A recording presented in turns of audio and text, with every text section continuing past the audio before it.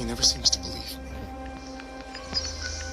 He tends to blame everything I saw in my trauma and tells me that my mind is making up these thoughts that aren't truly real. No, I want to activate something. I'm writing this now Literally. Okay. in hopes that you, whoever you are, will believe my story. Here it is. Okay, let me check here. I've been working as a marine biologist for quite some time. A few years, to say the least. I used to love everything about the ocean and was so mesmerized. I did something here. The glistening water, Okay, I did complete it, but I sea have life, to complete number 3. even the signs was all the more But I reason had the team for on why I that. became a marine biologist. It was the middle of Let me October. change my team Higher for up this. from my research team gave me a call about a new unexplored region, somewhere off the coast of the Pacific. Now you may think somewhere so far out in the ocean may have made me decline the decision to go and explore such vast open areas, but no. In fact, just the thought of the idea made me ecstatic. Yeah, I gotta test it out. I accepted the offer. Fuck it. I made the arrangements. Shit. And I quickly set off. The research team consisted of 4 people. Screw it. I don't Mike, give a shit. Liz, my best friend Jackson, and myself. Together we've explored all kinds of places, discovered the most bizarre set of animal life. Even became the first group to do a deep sea dive inside the Garena Trench. We were truly Bro, I did level enough. dive we took. Every exploration that we set out on, my characters? it was all done with little to no fear. Do I? I always have been fond of the ocean, yeah, but I can't recall a time when I was actually scared. That is complete dog shit. Until now. We've entered the storm. We set off To guard and defend. Crush them. The truth of life and death. Don't know. Species, maybe? Mike and Liz love Jackson, you're more fond of the planet. If so, let's hope nothing big enough to eat us, says Jackson, approaching the side of the boat. He gazed out at the open body of water, watching the city slowly disappear from our view. He closed his eyes Lend and me your strength. I'm not afraid of you. fresh air. Open adventures, said our captain, cutting off Jackson as he spoke. Yeah, Now, let's not try to be out here for too long, understand? It's an area that we don't know of. We all agreed, began making plans on what specific things to keep an eye on. But being so far out, there's obviously not going to be any type of ground level whatsoever. And chances of us even getting an inch close to it is very slim. Mike's right. We should have the 2 of us search for unknown species near the surface, and the other 2 explore deeper, says Jackson, caressing the lining of his jaw as a sign of thought.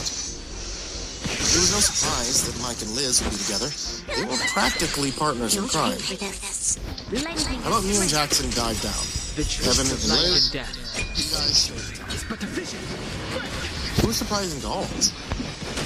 How about me and Jackson dive down? Evan and Liz, you guys stay at the top. This was surprising to all of us. Why the sudden change? I questioned, glancing over at Liz. I don't know. Just thought we'd swap our partners for once, yeah?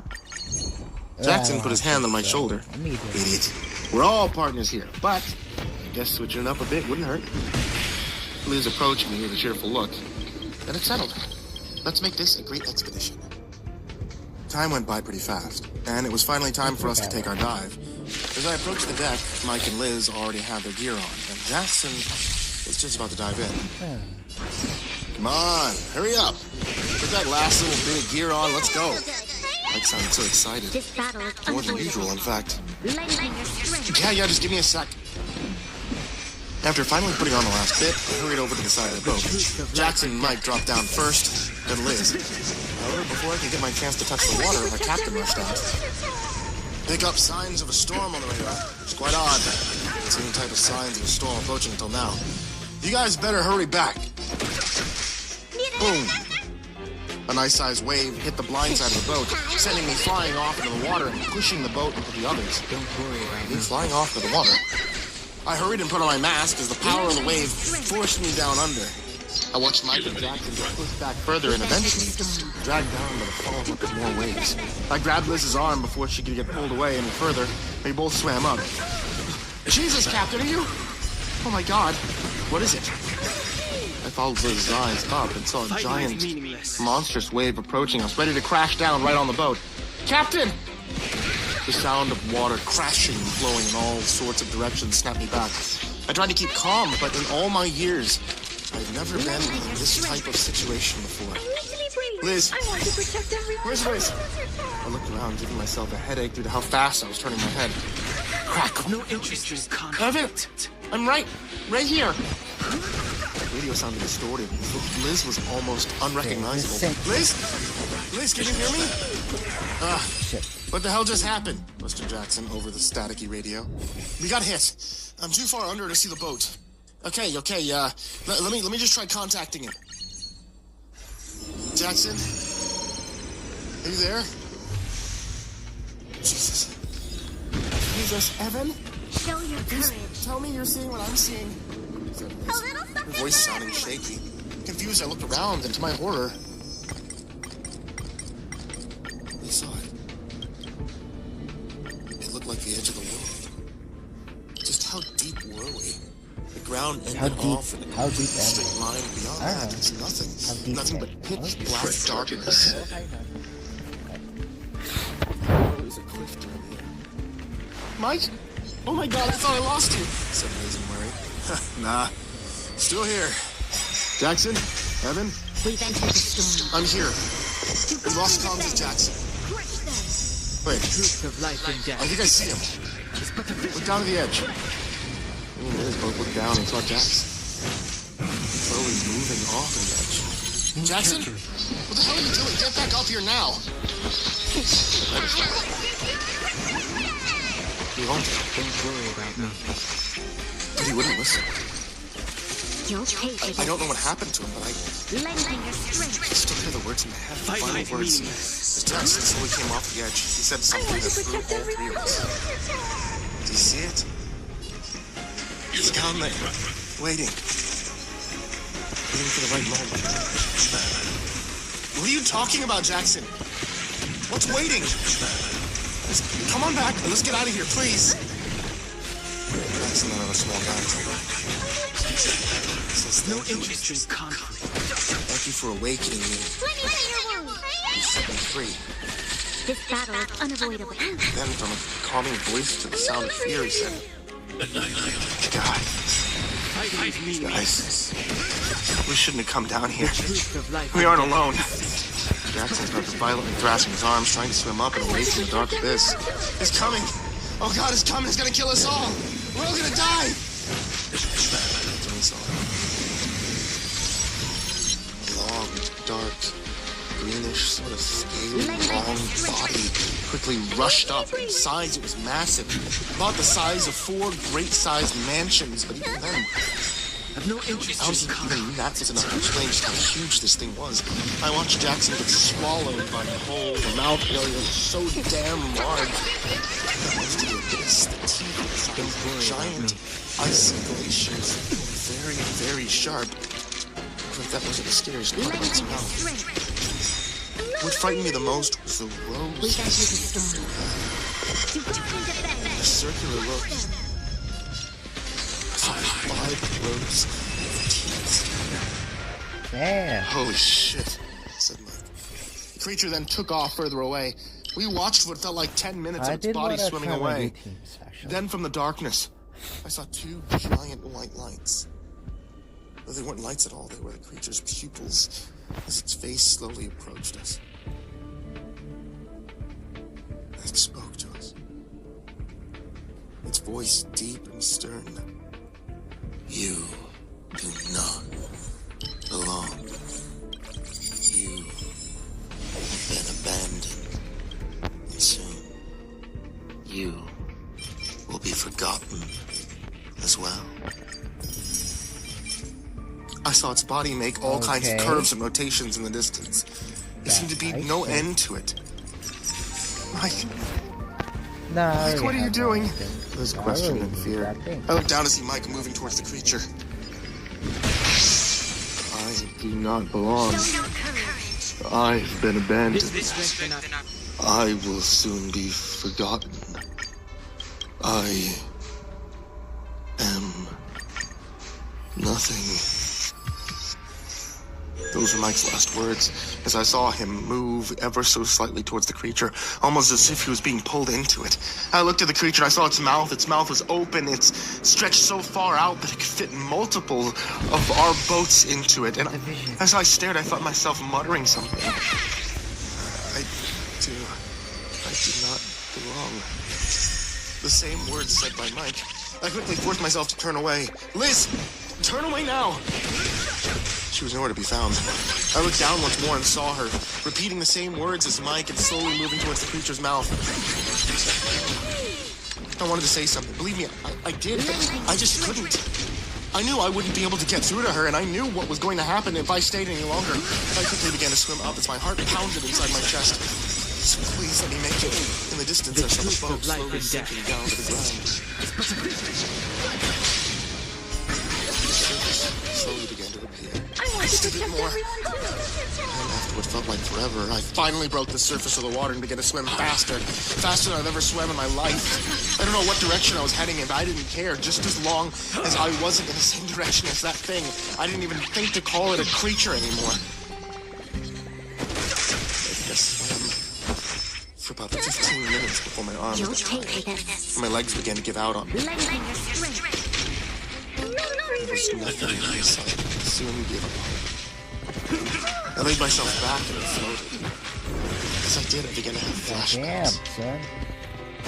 Flashbacks that went back to when I first discovered the ocean, to when my parents first took me swimming at the beach. It all appeared to me as a blur. I want to protect everyone too. I awoke inside of a hospital. Doctors surrounding me as I tried to keep my eyes open. Stay still.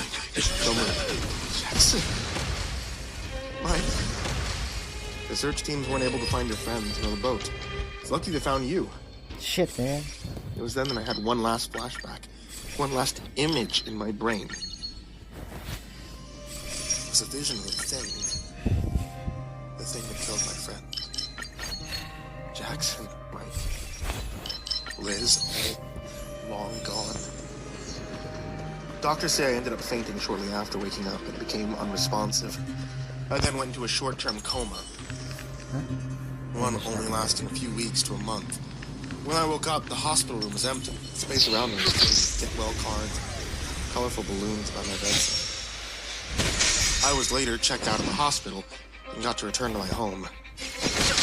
Now that I returned back to work, of course, I'll never go back. Not after what happened. After a while, I began experiencing night terror, hallucinations of it. Hell, I even developed thalassophobia, fear of deep bodies of water. It's like the ocean. It seems like it feel like it's my vision is watching my friends be swallowed by that monstrous thing. My entire life felt like it was falling apart. Which is why I eventually ended up going to a therapist. The truth of life and death. I find myself writing this, not knowing when to end it. What I do know is that we're not alone. This world does not belong. I don't belong. I've been abandoned. I'll soon be forgotten. Show your courage. I am nothing. We are not alone. Move carefully.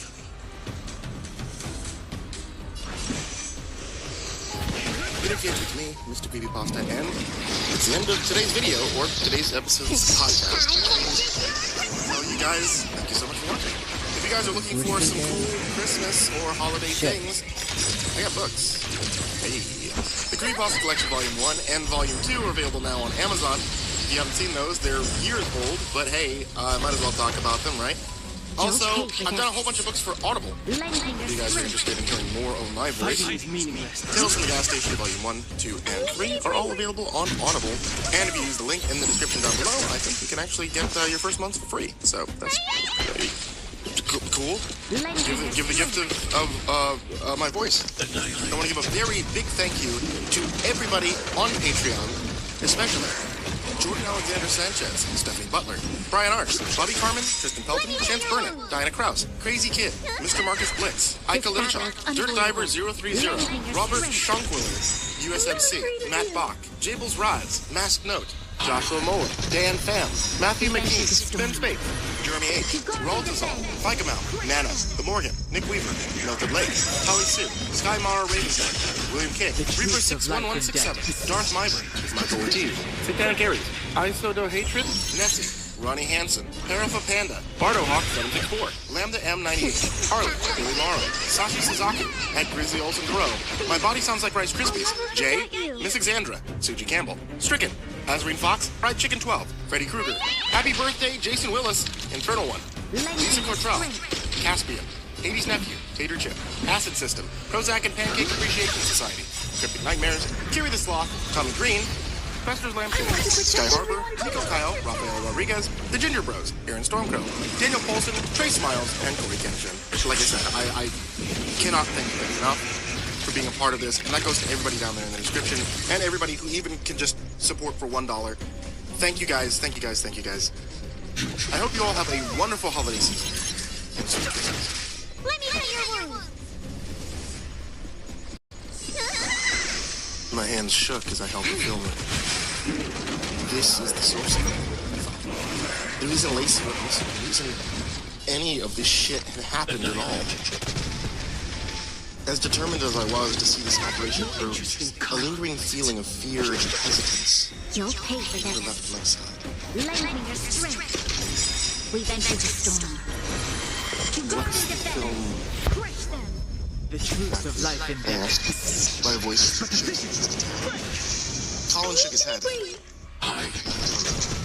Not like I watched. Can't really prepare you for much there. Sorry. That was more or less the response I was expecting. Colin sighed, starting to look anxious.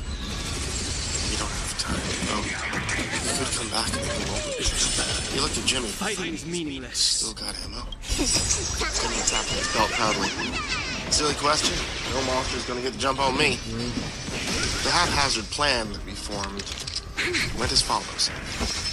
We'd rush over to the theater where everything had started, since that was the only place we'd actually be able to play the film. Since it was still likely being monitored by the police, we'd have to rely on Sven's FBI badge to dissolve that suspicion. According to Colin, if Mr. Blank's projection hadn't come back to attack us before we managed to enter the theater, it sure as hell was going to be there once we did. And of course, Situation has changed. it was going to be aggressive. Show That's your where Jimmy courage. comes in. He's going to keep distracting it while Colin sets up the film. Once he did, Sven and I would be the ones to watch it. He wanted to save his wife. I wanted to save Lacey. None of us We've were entered the backing down. storm. To guard and defend. Colin also gave us some very much needed details regarding the film itself. You know, a lot of it was The just truth of life speculation and on his death. part. Supposedly, the film does something strange to the viewer's state of mind. The film exists in one plane of existence, Mr. Blank's. We exist in our own. So how does anybody traverse this gap and move from one to the other? Well, we can only really theorize there. Lending your strength. Colin claimed it was about emotion, the range of human emotions, or spectrum, obviously, but not a two-dimensional one. With happiness and sadness, distress and calm, pain and pleasure at their respective extremes. Nearly every feeling spurred on by activities in our daily lives are different. Some are more similar to each other than others. No even the same emotions that you perceive experiencing thousands of times over the course of your life is actually an entirely new experience each and every time. No, I'm getting off track here. Look, emotions are complicated, and according to Colin's theory, they also act as catalysts that can move conscious thoughts between different realities. If some kind of impulse evoked a strong and specific enough emotion, that could act as such Truth of life catalyst. and death. But if it were only their thoughts that had moved, then What the hell had happened to their bodies? That mystery remained.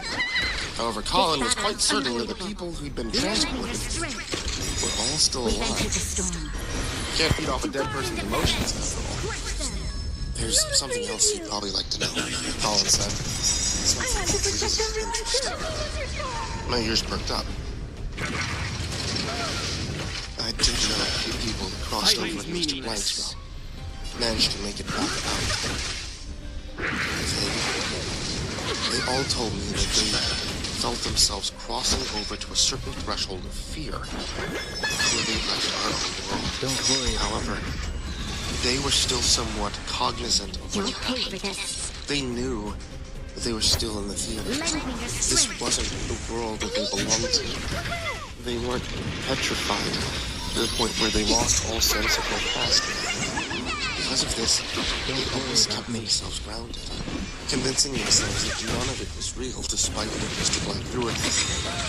Eventually, they got back using sheer will out of their mind.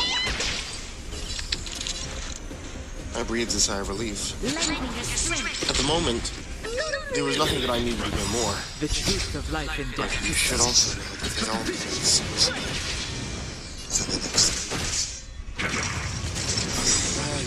You could have left that part out, I said. Easy. But now that you know this going in, you'll have an advantage. Don't worry about Try and be ready for anything. Nothing's off the table.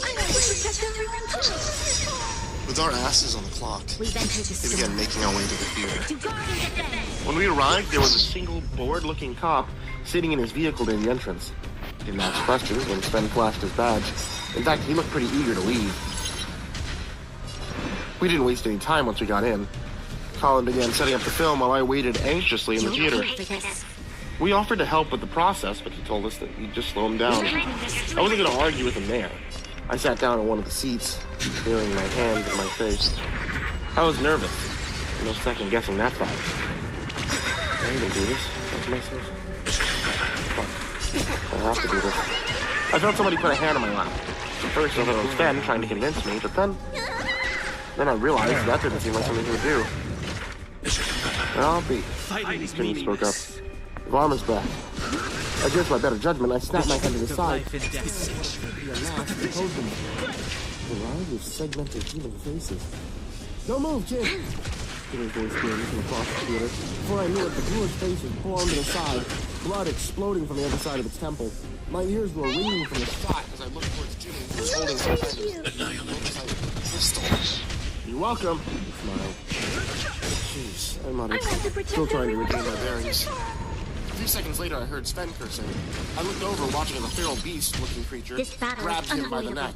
Once again, Jimmy blasted it away. My brain rang some more. It looked like Mr. Blank had regained his stamina. That's how I wasn't excited about that. Goddamn motherfucker! This time, Jimmy was the one cursing. Mr. Blank, now in the form of an oversized zombie wearing brass knuckles, it had gotten the jump on him, forcing him to resort to a fist fight. He was holding up surprisingly well, dodging, parrying, countering each of the zombie strikes. Jimmy ended up pummeling it within a No minute. interesting content. How the hell? Where did you? I began asking, dumbfounded at his apparently vast array of combat skills. Gabber out. I fought in the evisceration matches on a planet you wouldn't dare step foot on, partner. I know my shit, he grinned. As if I was supposed to understand remotely what the hell he was talking about. Everything is possible. I Alright, can hear somebody wasting my breathing down my neck confidence once with again. bullshit. Come on, Colin, I thought to myself. Hurry the fuck up. And then it happened. The projector suddenly flicked on, and the breathing stopped. I scanned the theater, but Mr. Blank was nowhere to be seen. I locked eyes with Sven for a moment. This was it. This was the culmination of everything we'd been through. Well, Jimmy spoke up. Looks like this is it. I bid good luck to you both. Lights began to dim. I laughed to myself. Was that really necessary? Not really The necessary. reaction was more of a coping mechanism than anything else. I was utterly frozen in terror.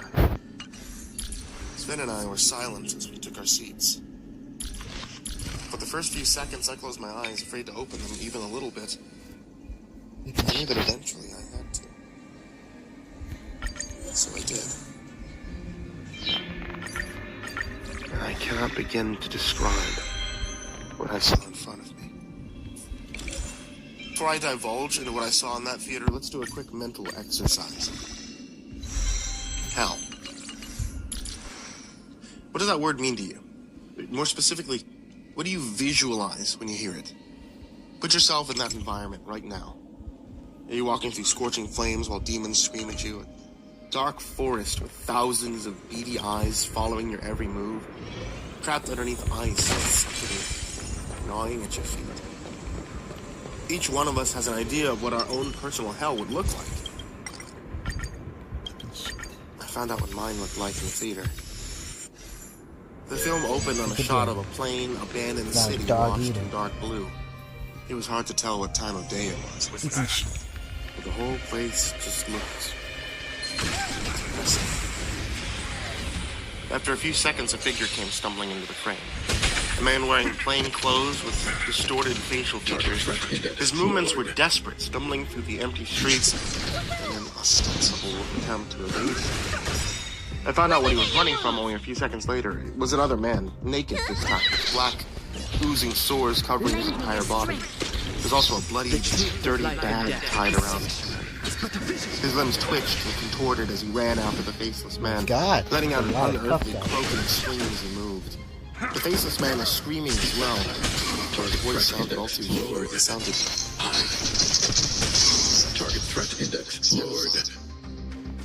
I'm not sure how long I was watching for. It felt like hours. At a point, I even gave up on the objective at hand. I wanted to turn away from the screen so badly. My eyes stayed glued on the horrific scene in front of me. I couldn't move. I started wondering how Sven was holding up, watching something like this. It was only until later I realized we weren't even watching the same thing at all. Personal... I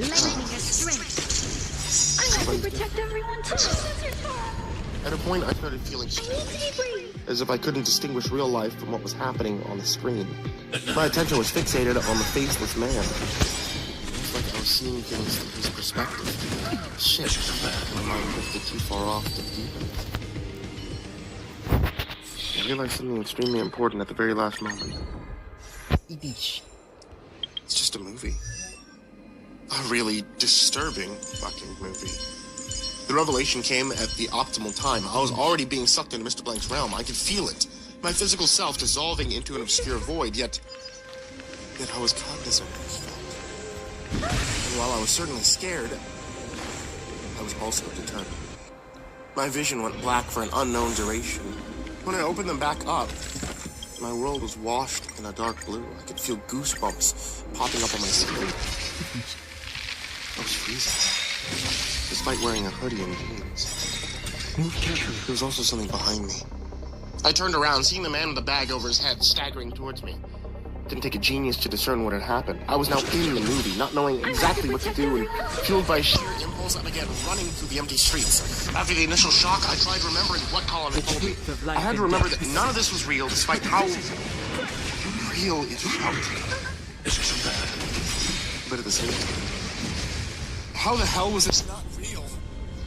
The cold wind bit at my face. My joints ached against the concrete below. I was even beginning to run out of breath. It felt real as hell. My mind started becoming frenetic. How the hell was this possible? Where the hell was I? I really never felt physical sensations in my dreams. So what was this? I turned around again, noticing the bag-headed man was getting closer. His inhuman shrieks sending shivers down my spine. I was starting to lose it. Starting to lose my own sense of reality. The streets ahead of me were endless, unchanging, nowhere to go, nowhere to hide. I could hear myself beginning to whimper. Utter terror overwhelming my senses, forcing me to abandon any previous thoughts, any connections that I had to the world that I belonged in. Was this the world I belonged in? How long had I been in here? Maybe this was all I knew. It was an unnerving sensation, and one that caused my eyes to begin watering. I was in hell, but this was my existence. Cold tears began streaming down my face. As I continued to run from this monstrosity behind me, I was beginning to forget where I'd even come from, and I was getting tired. I closed my eyes, preparing to give up entirely. I was so hurt, the tears began freezing up. wait. That didn't make any sense. I remember reading about this once, how tears would only freeze at below 40, and it sure as hell wasn't that cold. It was an utterly random fact, and one that I had no reason to keep stored in my brain, but remembering it in that moment helped me more than I could ever know. If that part didn't make any sense, then what else was off about the situation? What was I doing here? I opened my eyes again, staring up at the sky.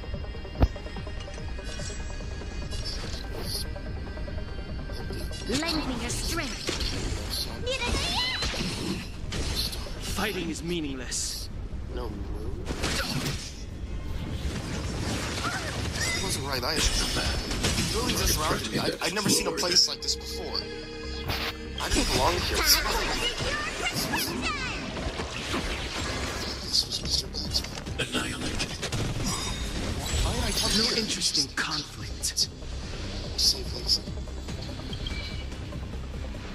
None of this was real. I stopped in my tracks, catching my breath. Let me tell your wound. Watching as the man behind me got slower, You'll pay for slower this. before stopping Lend only a me few your feet away from me. strength. I looked confused as We if I bent didn't you to understand stone. why I wasn't running. To guard and Why had I defend. stopped? Crush them. Because none of this was real. Why would I fear something that wasn't real? Hey, fuckface, he spoke up. Where the hell is Lacey? The man took a step back. Don't you fucking run, I said. Where the fuck is she? He started backing up faster. My grin grew wider. I'm gonna tear you apart with my bare fucking hands if you don't tell me. Suddenly, I wasn't so holding. I could feel the adrenaline coursing through my veins. Where the fuck is she? My own voice was growing primal. My impulses fueled by a culmination of all the fear and frustration that I'd been feeling up until this point. I caught up to the bagged man relatively quickly, tackling him and then wrestling him down to the ground. I could feel his sores oozing all over me. It was quite the disgusting High threat sensation. target. Physical strength. Forced Good myself job. Show your courage. Where is she? Got a dog eater. And strangling him. However, instead of gasping for air, the man simply began laughing. On my command. Of course, We venture the storm. walls. To guard and defend. What the hell? I screamed, grabbing the bag and ripping it from his face. What I found was a blank face staring back The at me. truth of life and You death. think I'm scared of you? Booming voice resonated nowhere at once. But suddenly the man began dissolving. Dissolving wasn't the right word. He was morphing into thousands and thousands of insects. Horrified, I jumped back. I watched as the insects began crawling on top of each other, forming what appeared to be a humanoid torso on top of spider-like legs. Like that, Of my course, with a giant blank face at the very top of the Fighting abomination. is meaningless. The truth of life and death. The voice boomed again. Apparently things weren't going to be so easy. How the hell was I supposed to win? I could feel the fear rushing back into my system. Mr. Blank had just been fucking with me the entire time. With no other options in sight, I did what he said, and I began running from the insect monstrosity. I looked over my shoulder every now and then, watching as the grotesque entity crawled towards me, knocking down buildings as it did so. Threat index Surely this thing was faster than me, I thought. Wait, of course he was. I want to protect He everyone. never wanted to catch me, he just wanted me to keep running. Every trick he threw at me was an attempt to push me into a corner of fear I wouldn't be able to get away from. Fuck that, I was gonna hit back. As scared as I might have been, I was gonna have to force myself not to. I skidded to a stop. I spotted a piece of wood off on the street and I picked it up before turning around and chucking it at the creature. I missed. But the message was sent. The insect creature, Mr. Blank himself, stopped his tracks as well, seeming confused as to what to do next. I wasn't scared, and Mr. Blank couldn't understand why. To guard and defend. What is fear? Crush them. Let me There's a tell dictionary your wound. definition, of course, but what evokes fear in one person and won't necessarily evoke it out of the next? At this point, Mr. Blank was trying too hard. The truth of He life and transformed death. again into an even bigger monster, resembling an amalgamation of black sludge, rotting corpses, writhing tendrils. Was it scary? Protect everyone. Maybe to a 14-year-old. After everything I'd seen, this only made me joy, mockery, every emotion that contrasted fear and despair. And that was the ultimate weapon against it. Suddenly, I remembered the plan. I reached into my pocket and I pulled out my phone and got the camera ready, but unfortunately, Mr. Blank disappeared before I could start recording. Nevertheless, the tables had turned. Who was scared? I wasn't exactly sure where to go, so I just picked a random direction and I began running. But Lending your strength. something unexpected happened. Around me began to change. No more buildings, no longer washed in dark blue. I suddenly found myself standing in an endless field of yellow flowers, with a cloudless sky above. For a moment, I was absolutely jarred. Right there. Where'd I ended up? Okay. An answer soon became apparent. I looked down at the flowers. They weren't Fighting is right, meaningless. to say the least. They were blinking back at me. Some had mouths lined with razor-like teeth, The and teeth of vigorously life in chomping away at the air. Some had their powerful creatures writhing fingers ending in claws. This We then take a was storm. rather... To guard and defend. Crush them. Guess I'd better start running again, I thought. Trying to be as careful as I could, I began stepping over the ghastly flowers. After a few minutes, the environment changed again. This time, it was night, and I was standing in front of a precarious-looking rope bridge hanging over a deep cavern. I was beginning to understand what was going on. I supposed that I'd broken the system. In a sense, my own hell was no longer scary to me, so I was free to roam for somebody else's. Everybody who had been trapped No, by I Mr. like Blank. it. I don't care. Light phones began to go off in my head. I remembered a conversation I had had with Lacey right after we'd gone through a haunted house on Halloween. It was a conversation about This battle is what we unavoidable. were most afraid of. Lend me your strength. But I'm I not have to afraid protect everyone too. I remember you telling me. Okay, this is a weird one, but No interest in conflict. yeah, I mean, imagine randomly being trapped in a maze and never You'll being pay able for this. to mazes. Fighting is meaningless. I knew what I had to look for. The truth of life I couldn't is say how many different cells. Probably upwards of 30, maybe close to 40. They were all unique, all utterly horrifying in their own sense. But what was even more interesting were the people I met along the way. Out of all the hells I found myself in, I came across 14 people who were trapped in it. 9 were already catatonic. This battle 2 were is hysterical and unavoidable. impossible to Lend reason me your with. strength. As for the other 3, We well, then take a storm. I don't want to give myself too much Guard credit and here. defend. Crush them. I think I saved them. Not that it was easy. They weren't so willing to let things go. They truly thought that they were in hell, destined to live that way forever. They'd long forgotten about their... The time they spent in the theater before being transported to Mr. Blank's, trying to convince them otherwise was nothing short of a task, especially given the environment around us. But I wasn't scared. I had to prove it. Nothing was going to hurt us. Don't worry about me. We stand By together. the time I found Lace's hell, I had a grateful group of people by my side. Dash, 21-year-old college kid. Nicole, 25-year-old computer programmer, and Ryan, a 7-year-old soldier. Sure as hell ran through a lot together. No interest in in the conflict. theater. But my resolve never slipped. You'll pay for this. I was finding his Lend no me one. your strength. I nearly dropped my knees in relief when I found myself standing inside the crowd. It all paid off. The walls were about 15 feet high, covered in cracks and coated in moss. The ground was also comprised of Fighting cracked is stone. meaningless. There were torches set up every few feet or so, illuminating the place. So I guess splitting up's probably not the best idea. I wouldn't be scared if we did, though, Roman said. Brilliantly. I'm not scared of a fake place like this. It smelled bad. When I met him, he'd been petrified, This battle is as if he'd unavoidable. given up any kind of hope. But here he was now, ready to help me take down Mr. Blank and find Lacey. You're right, I responded. Nothing scary about this place. But Dash is also right. Better stick together. Everybody nodded and we began searching. About every 10 turns, we come across some kind of We then take a wandering storm. through.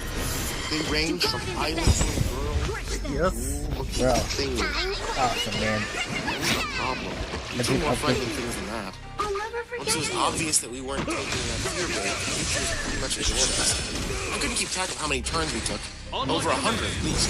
It's pretty obvious why Lacey wasn't exactly a fan of this convention. Came across something different. Just stairs leading down into darkness. Unlike the creatures that posed a more uncertain threat, it evoked a fear of the unknown, making it exponentially more frightening than any of the corny monsters we'd encountered before. I could see the hesitation rising amongst our group, but that was to be expected. That's exactly what Mr. Blank wanted. For that reason, I didn't even think about it before descending the stairs, using my phone's flashlight to guide me along. It didn't matter if nobody followed. All that mattered was that I didn't let the fear stop me. To my surprise, I heard 3 sets of footsteps following behind me. I smiled to myself. That was it. The final stretch of all the madness I'd experienced so far. I'm sure how far we walked. Yeah. I'm sure everything in this world was nothing more than an illusion, even time. I had to tell myself that, in order to deal with what we came across next. The stairs ended, leading to what appeared to be a bottomless void. Sounds emanated from below. They were obscure ones, things that I'd never heard before, leading to chills involuntarily crawling down my spine. Mr. Blank had certainly stepped his game up. No cheap scares here. What was presented in front of me petrified me to the bone. Once again, I could see hesitation amongst our group. What do you think's down there? Nicole asked. I paused for a moment, considering the question. Nothing. Nothing at all. I didn't let another thought cross my mind before jumping down. For the longest time, it felt like I was floating. If you ask me how long exactly, there's no way I could have told you. There was nothing around me, no sensation at all. I was in the void, and soon enough, I felt solid ground beneath my feet. I picked the direction I was already facing and began walking. Yeah. What is it? Again, I had no sense of time. My mind began drifting with each step I took. Oh, okay. But I never let it get away from me completely. An indiscernible amount of time later, I found myself standing in front of a stone clearing with everybody else behind me. We were at the edge of the maze. I found what I was looking for. I let out an exhale, probably the deepest one of my life. Let me see. Awesome, She was right in man. front I of have me. defense on. She's Curled into a ball with her back against the stone wall. She was wearing what she typically did. Blue jeans and a green flannel shirt. Upon hearing my voice, she looked up at me. Her eyes long red from what had been a constant stream of tears. She didn't look happy to see me, but I didn't expect her to be. She'd probably been given too much false hope in a place like this. You're not real, she whispered, before beginning to cry again. Leave me alone. I approached her slowly. Nice. She looked back up. I was one of the few people who called her that. I'm one of the only real things in this entire place. I grabbed her hand. She pulled back a bit at first, but I didn't let go. I didn't force it either. We shouldn't be here. Let's get back to where we belong. Her skin was warm. So was mine. I saw a spark of understanding in her eyes, but before I could smile, a familiar presence made an appearance. A large shadow cast itself into the light of the torches. I looked up, seeing a tall, skeletal figure with a blank face leering down at us. Lacey flinched, but I just gripped her hand tighter. I looked up at Mr. Blank and shot him a self-satisfying grin. There's nothing left for you to do here. A moment of silence followed as he continued leering. Do you consider this a victory? Yeah. No? I began to respond. Not really. But you didn't win either. The whole time, my hand had been slowly reaching into my pocket for my phone. I grabbed it and I opened the video camera, but it was too late. He disappeared in the blink of an eye. enter the... I grinned to myself. He's scared. I frightened the boogeyman. I looked back at Lacey, who looked equally confused and terrified, but a sense of reality had returned to her face. Before, it seemed as if she was in a trance, in the process of forgetting where she'd come from. Wait. She shook her head. How are you? Looks like she's back, Nicole said from behind me. You're pretty good at this, aren't you? I suppose I was. Lacey began before trailing off. There's a lot I have to explain, but not here. Right, Roman said. How are we getting back? I'm not sure how the answer to that question came. It was kind of just something I figured out along the way. What do you mean? I responded. We've been back the whole time. We never went anywhere. Don't you remember? It took us something. Roman began to smile. Move carefully. We never left the theater, did we? I nodded. The other two soon followed suit. This is some Dorothy type shit, isn't it? Fighting is meaningless. The truth of life and death. I looked back at Lacey. You were never here. Don't you remember? It took a moment. She nodded. Yeah. Her lips curling into a slight grin. I think I'm starting to. Pretty soon after, I remember my vision going black. Well, I'd be lying if I said that I remember what happened at all. I just remember waking up back in the theater at the same time I spent Mr. Blank's room and still met. No, not that again. It didn't feel like a dream. It wasn't. I sat up rapidly, feeling a hand on my shoulder as I did so. I turned around, seeing Sven smiling at me. That's why I got the fence on. Sven, did you? I'll never forget you. I found it. God damn. Lend me your strength. I looked around the We room. venture to storm. The only people there were Colin, Jimmy, Jimmy, and crush them. bewildered-looking police officers. Then where is she? Fighting is meaningless. Wait, where's Lacey? I want to protect Stop everyone. If you will, the cop spoke up, you might be able to shed some light on that. Apparently, the police found people who had gone missing in the theater in an abandoned warehouse 3 towns over. When they were first discovered, they were still unconscious, but they were alive. However, while they were being transported to the nearest hospital, 2 of them woke up. 2 university students, male and female, whose names hadn't been released. Apparently, a dazed woman had also been found wandering through the woods in a different state as well. Shit. I had a good feeling who they could be. So did Sven. I hauled ass to the hospital immediately. The cops tried to stop me, but Sven flashed his badge again. I want to protect everyone too. He really was a good asset to have around. I looked through the windows of the rooms the discovered students were staying in. I think my smile has ever been wider. I saw Lacey sitting Fighting is alive, meaningless. playing with her hands.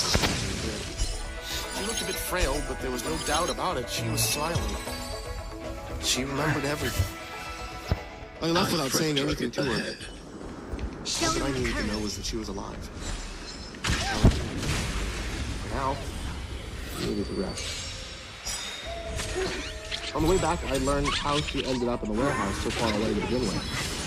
Apparently, Mr. Blank's influence was severe and The far-reaching. truth of life He had a and whole death. legion of fear-induced slaves doing his bidding in our world.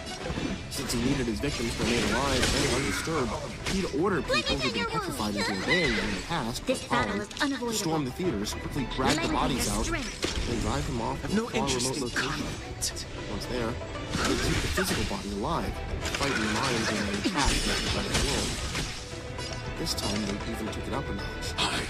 They replaced the video surveillance with leaked footage taken when the theater was open, in order to confuse the investigators even more. That shows how it worked. A foolproof system, right? 7 arrests were made. It'll be an interesting trial for sure. Fighting is Alas, I can't meaningless. say that I trust people. I can't think of Colin either. There's only one person I can direct my anger towards. He's still alive. Don't worry about me. Lend me your strength. We've entered the storm. To guard and defend. I got a call from Jimmy a few hours ago. I need to be brave. I told him about what I saw in the other dimension. About how I wanted to get rid of Blank once and for all. That's something you might be interested in.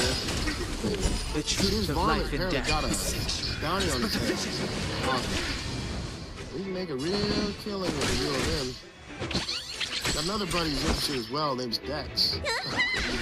He's got a weird arm, so don't freak out when you meet him. Freaky weird arm. Alright. That's about the Lend me your details later. strength. Bye for now. Fighting is meaningless.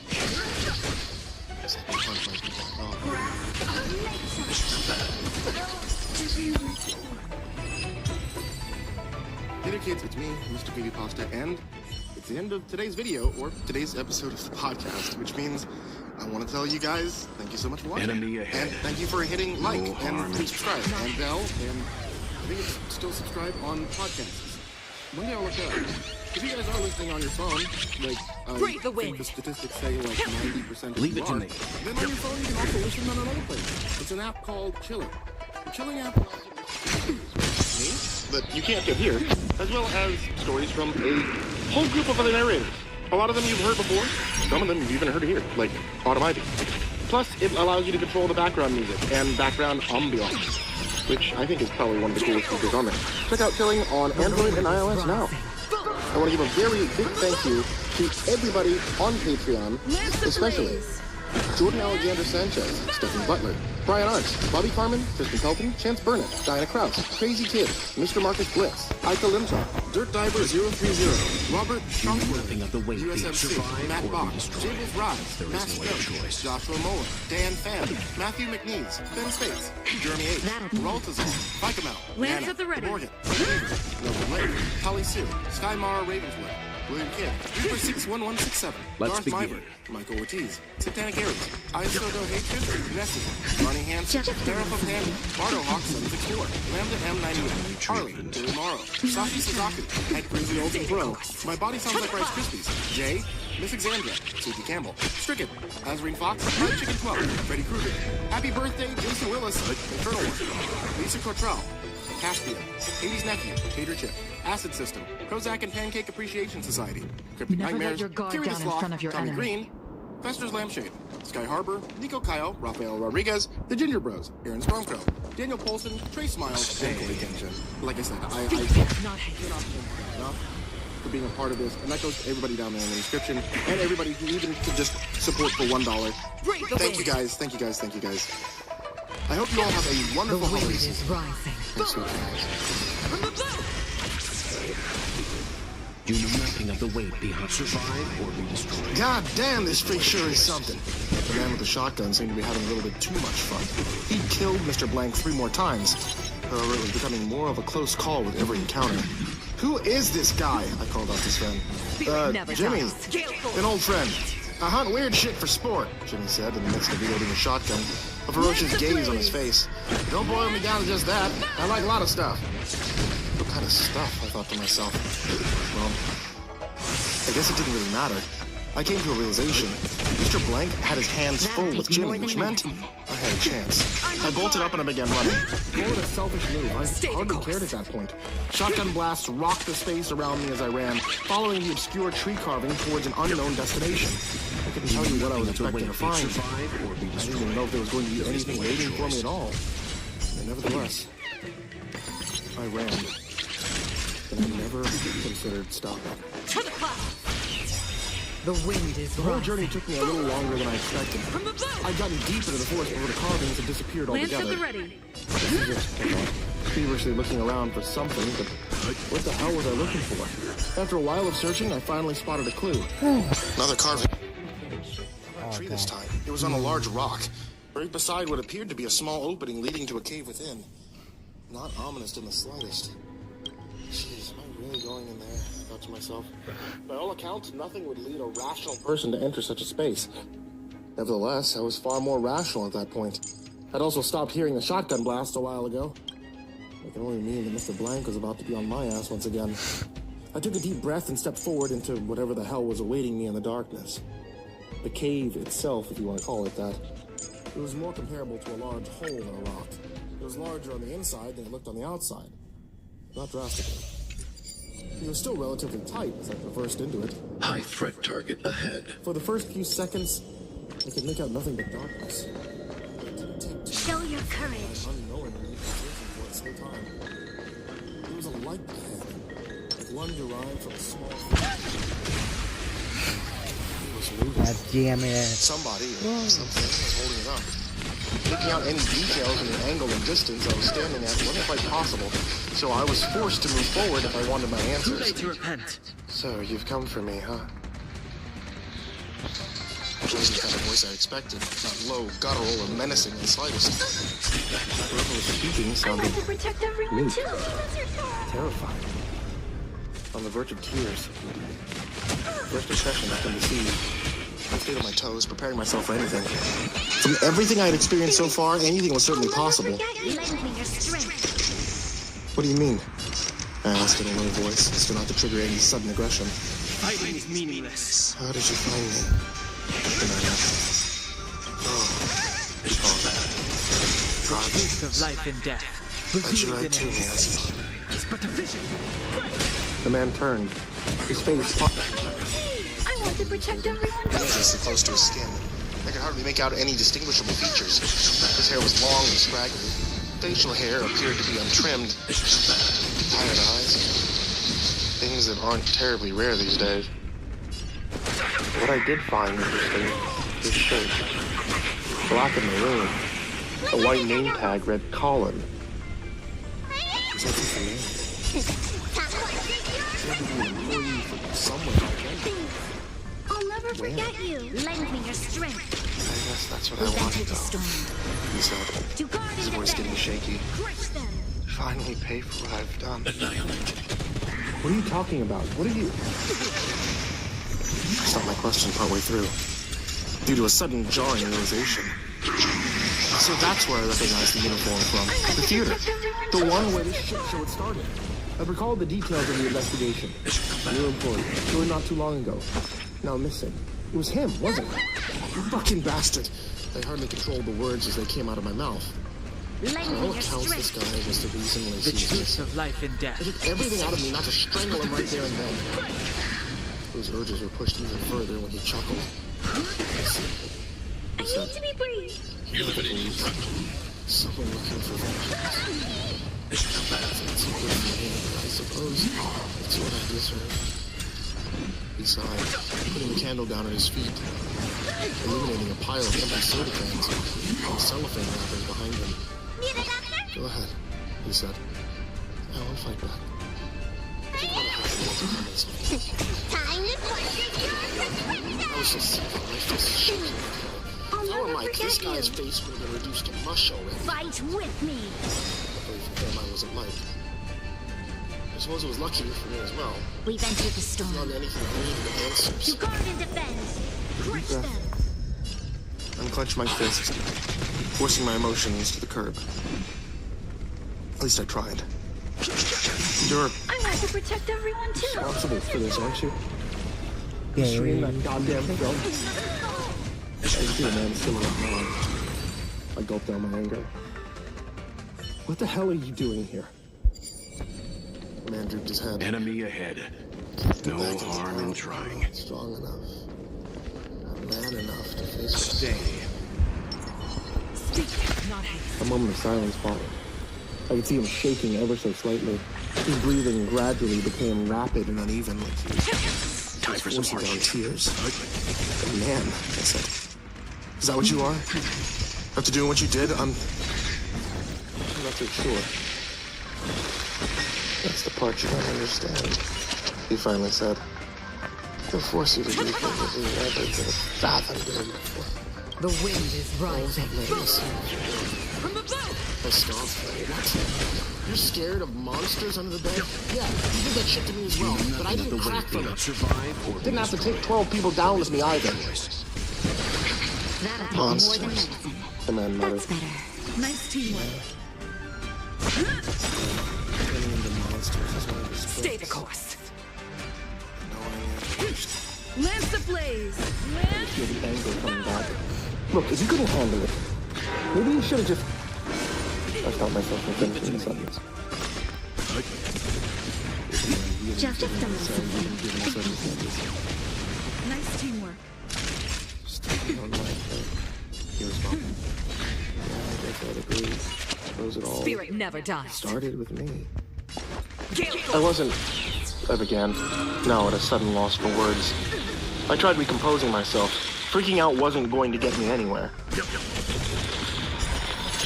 What did you mean when you said that turning into monsters wasn't his worst trick?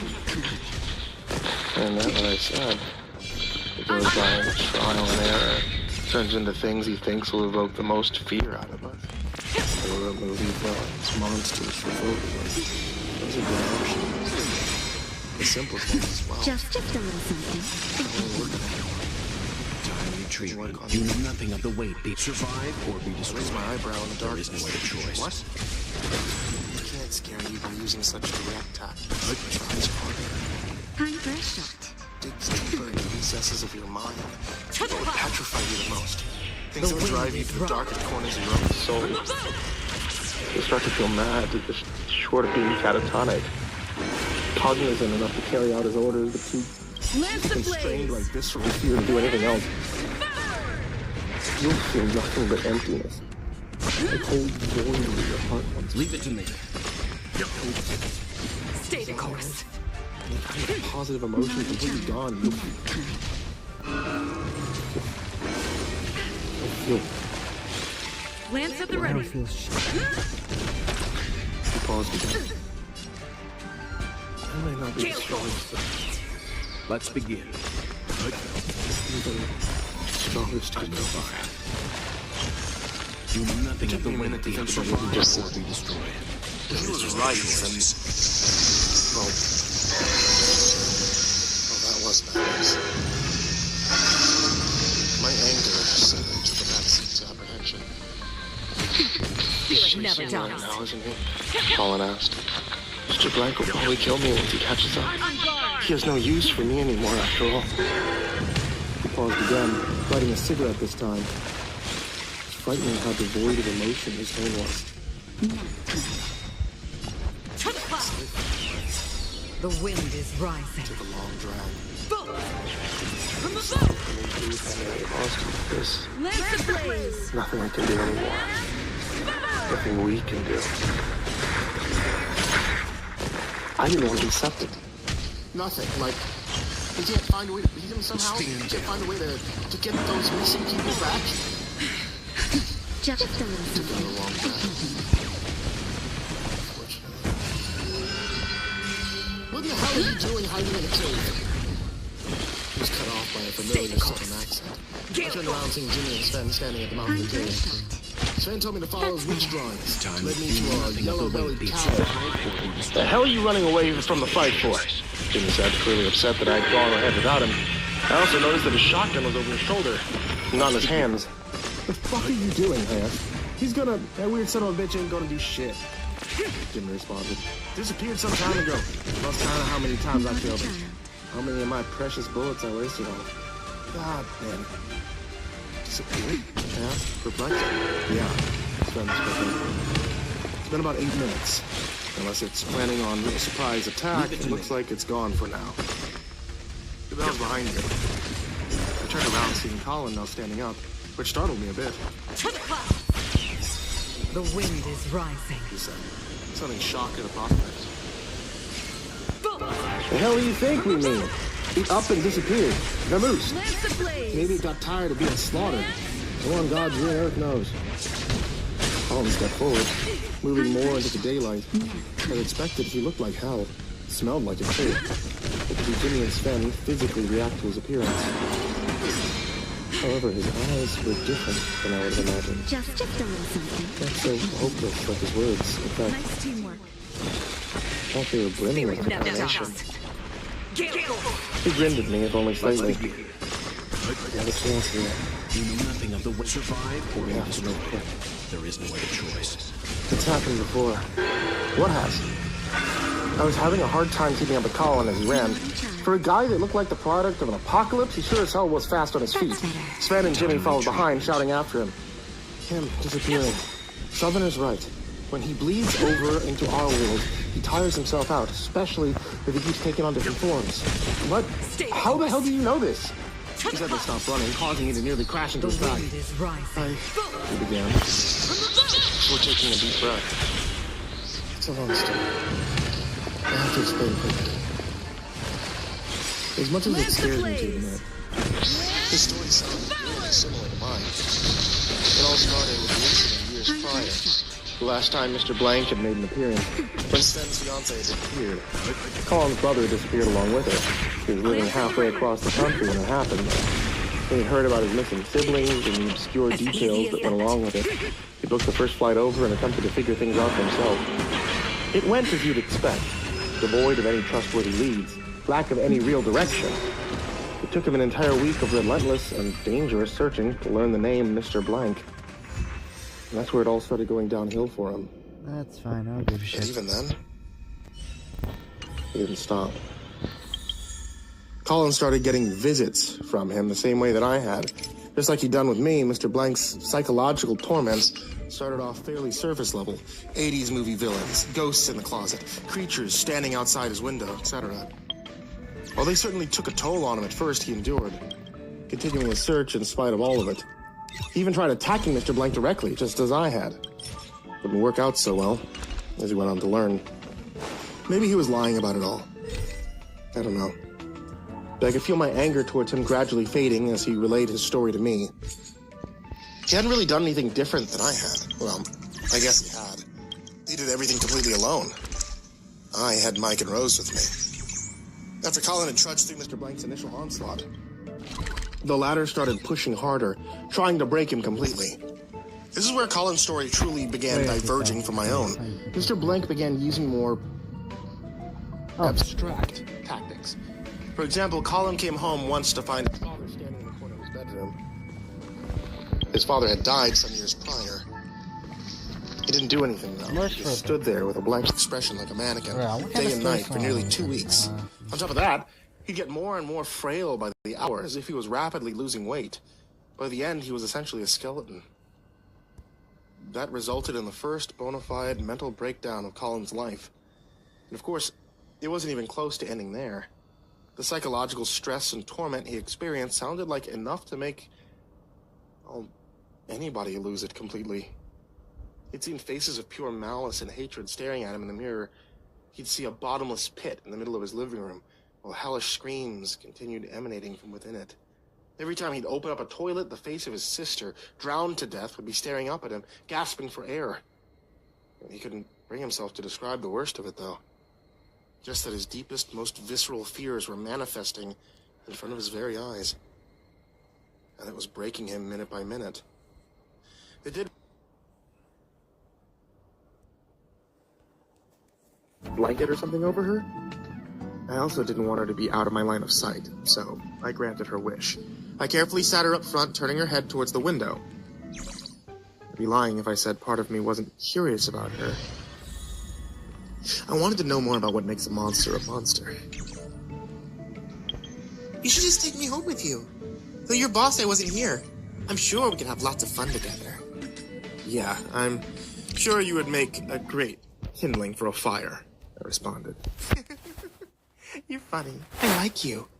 I was thinking I'd have someone kill you eventually, but maybe I'll keep you. Oh. You don't just kill everyone? Of course not. I like to let the really bad ones live. It's more fun that way.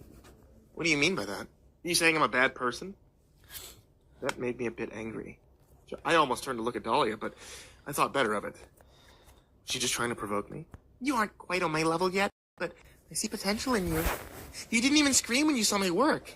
Maybe you even enjoyed seeing it. You may think we're different, but we really aren't.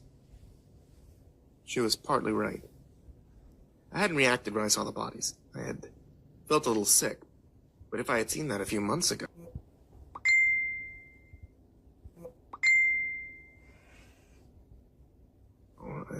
I would have probably passed out. Whether I like it or not, I'm definitely changing. And I don't think it's for the good. What are you? I finally asked after a few minutes of silence. Look into my eyes and I'll tell you. Nice try. I may be stupid, but I'm not that stupid. I responded, almost bursting out into laughter. What are you afraid of? Do you think you would see yourself if you looked into my eyes? That's enough. One more word, I'm Googling where the nearest wood chipper is. Those were the last words I spoke in our little road trip together. I dropped off Dahlia and informed them of the mess at the house. They said that they would send someone to clean it up. I was hoping they'd give me a break after what I'd seen, but I wouldn't be so lucky. As soon as I turned in Dahlia, they told me they already had a new assignment ready for me. That would be codename Jack.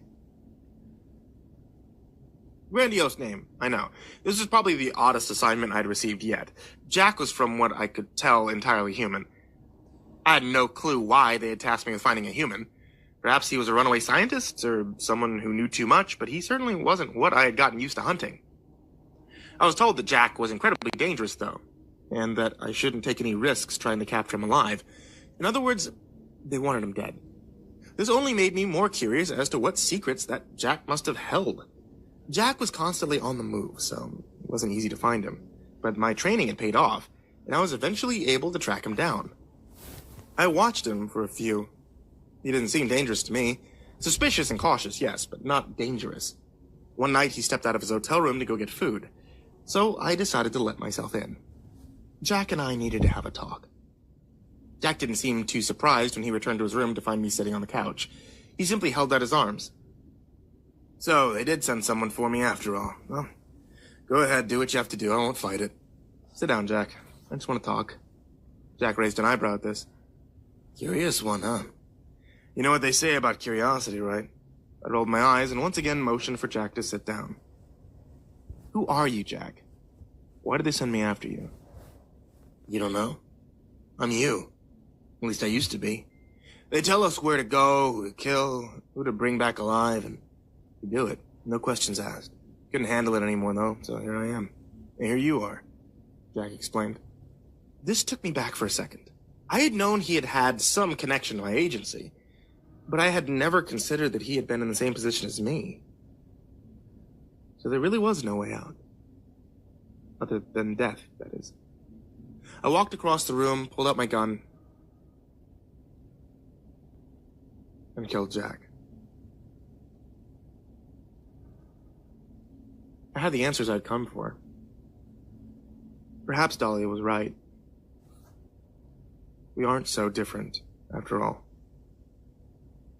I returned with Jack's body. I wasn't asked to give my usual debriefing. Instead, I was just given a simple nod, told to go home and wait for my next assignment. I wonder if this was another test. If it had been, I'm sure I passed with flying colors. I understand if you all think less of me for the choices I made, but if it wasn't me, it would have been someone else. This is the life that I'd chosen, or perhaps the life that was chosen for me. Regardless, I can't back down now. I'm simply one discardable person in the whole scheme of things. Don't mistake my actions for blind loyalty, though. I know the people I work for aren't good people. I simply know my place in the world, and the minute I stop being useful, I'll end up like Jack. How does the saying go? Better the devil you know than the devil you don't.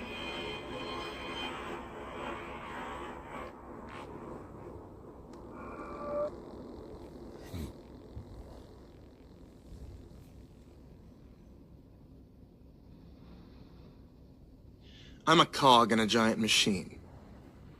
And once my cog stops working, I'll be discarded and replaced by another.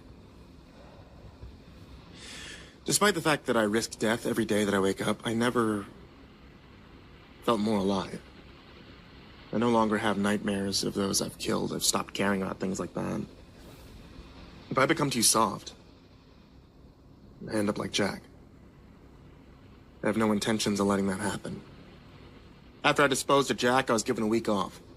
It had been a while since I had any time to myself. It was a bit strange. I never had many friends to begin with. My work had distanced me from the few family members that I kept in touch with. This week off made me realize just how empty my life had become. Was this what they wanted? Regardless, I was at work the minute my week was up, ready for my next assignment. And I got one. Codename Mimic. As her name implies, Mimic is a master of disguise. She has the ability to morph her face into a perfect replica of anyone she chooses. But she's unable to change her body. I imagine she's still a work in progress, and could you imagine what the government would do if they could create a perfect body double of anyone they wanted? Mimic had escaped with a few other experiments, but she was the top priority. It was believed that they had all split up, but I was still warned to be on the lookout in case any of them teamed up. Due to her ability, Mimic would be incredibly difficult to locate. Because of this, several hunters like me were given her as an assignment. If our information was correct, and she had not made it out of the city we live in yet, if she had, we may never find her. The only way that we'd be able to identify her is by a distinct scar on her left shoulder. The government had set up roadblocks at all the city's exits, while our hunters searched within. 3 other hunters and myself were given a quadrant to search. Mimic had no family, so she would either have to break into somewhere or find an abandoned location to stay. I spent several hours walking the streets of my quadrant, asking strangers if they had seen a suspicious-looking woman, as well as checking out old decrepit homes that hadn't been lived in years. I found nothing, though. That was until I was approached by a slender, young-looking man, probably in his early 20s. "You looking for someone?" the man asked. "Yeah, it's hard to explain. I'm looking for a girl, but I'm not entirely sure what she looks like," I replied. "Aren't we all?" The man chuckled before continuing. "But I may be able to help you. I saw a girl run in an old abandoned building around the corner. She was acting pretty weird, constantly looking over her shoulder. Maybe she's who you're looking for." "Thanks. I have to go check right now," I said, as I pushed past the man, not giving his words a second thought. I quickly made my way to the building and let myself in. To my amazement, Mimic was actually there. But it wasn't quite what I had expected. Mimic was tied to a chair. I knew it was her because her scar was in clear view. No other hunters had contacted me to tell me that they had moved into my area, or that they had found Mimic, so why was she tied up? That's when I remembered who told me that I would find her here. A stranger. Before I could even turn around, I heard his voice. "It's a gift. She's quite important to them, isn't she?" It was a strange young man I had just met. But he wasn't behind me. He was in front of me, near Mimic. How had he gotten in front of me? I had almost sprinted here. "Who are you?" I asked. "That's not important right now. Aren't you gonna thank me?" "Oh, wait, that's not important either. The real reason I'm here is to deliver a message to you," the man said. "A message? From who?" I was perplexed. As I said earlier, I make contact with almost no one. "Don't look so confused, friend. It's from your girlfriend. Have you already forgotten her? Dahlia would be upset to hear that," the man mockingly replied. I immediately cut him off. "Dahlia's not my girlfriend. Dahlia is a demonic doll that I want nothing to do with, unless it involves a large fire." I was almost shouting. The man laughed before responding. "She said you'd say something like that. Regardless, she just wants you to know that she's coming to pick you up soon, and that she really misses you. Now, if you'll excuse me." The man turned and began to walk away. "Where do you think you're going?" I said. And I pulled out my tranq gun. I aimed it at him. He didn't respond. Nor did he stop walking. I fired. My aim was dead on. Well, it would have been, but the dart passed right through the man as if he wasn't there. He continued walking straight up to a wall and proceeded to walk through. What the hell just happened? A man appeared out of nowhere and leads me to Mimic, and then he tells me that Dahlia is coming for me. To top it off, there's obviously something going on with the man too, seeing as how he knew Dahlia, but also the fact that objects pass directly through his body. Was he under her control? I don't know what's going on at all, but I still have a job to do, and my target was right in front of me. I let the other hunters know that I had found the target and that I was taking her back. That's what I did. I brought Mimic back to my bosses. I was almost expecting some sort of praise, but I knew that would be unlikely despite her value. I'd be surprised once again when I made it back to the holding facility, though. The whole place was in complete lockdown. Well, whatever was able to be locked down. Half the building had been blown off. The facility was located outside of town in a secluded area for obvious reasons. So I knew no innocent people had died, but I did see the corpses of many scientists and guards strewn around the area. I know some of them had families, but these people weren't exactly angels. I managed to find one of my superiors who was able to briefly fill me in on the situation.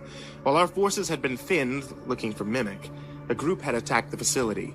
It was obvious they were looking for a particular experiment. It's unsure exactly who they were after at this point. Around 20 of the 50 experiments held in this facility had escaped. I tried asking which of the experiments escaped, But I was told that was confidential. He simply told me to leave Mimic with them and go home and wait for them to sort this out. I'd be very busy soon. Part of me already knows at least one of the experiments who escaped. Was she the target? I think it's a big possibility. I was already told she was coming for me. I'm not sure what's about to happen, but it can't be good.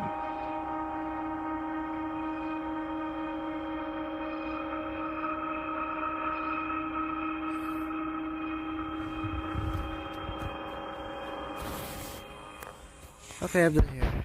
I'm too tired. It's been a few days since the attack on the facility. I was temporarily sent home while the government sorted out the mess. Actually. Without the building blown off, it wouldn't do much good to start hunting down the experiments before we had a place to store them. We'd find them eventually anyway. I was able to sleep for about 4 hours before my phone rang.